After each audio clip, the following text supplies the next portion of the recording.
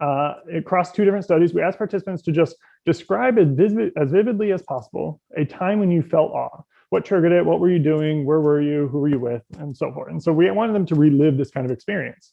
And so some of the responses that we got were looking at the night sky as a child, realizing incomprehensible vastness by myself. Right, so this is interesting. We're already seeing this small self. We're realizing how vast the world is. Somebody wrote about when they experienced awe. Another one was I was at the art museum and just thinking about the people that came before me and how they were able to figure out how to create depth. Again, it's this small self, this sense of thinking of your own self in the world is bringing up this awe experience.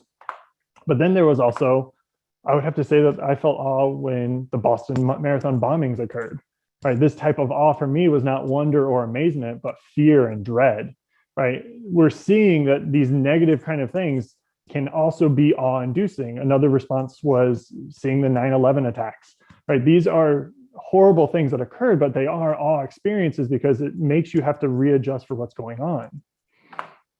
Now, after people wrote about these relived experiences, we had them rate how central or important some words or phrases were to that relived experience. Now, I don't want to bore anybody with too many numbers and too many graphs and all this kind of stuff. I'll just say that what we end up coming up with was what we refer to as the situational awe scale.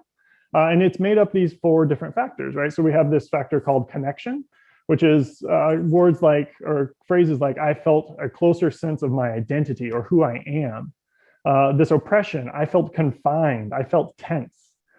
Chills, my heart was racing, my breath was taken away. Or this diminished self, I felt physically smaller or trivial in the grand scheme of things. All these things came out to be related to people's experiences with awe.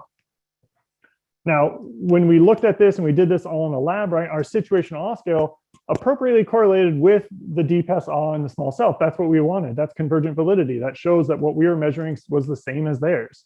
But the difference was that ours showed situational differences in the lab where those scales did not. So when we used our scale in an experiment where we showed people either a positive video or neutral video or a negative video or a neutral video, the DPES awe and the small self awe wasn't able to show a difference between those. Nobody had the differences in the amount of dispositional awe that they had if they saw positive or negative or neutral video. But in the situational awe scale, we saw those differences. Those differences came through because we were measuring in different ways.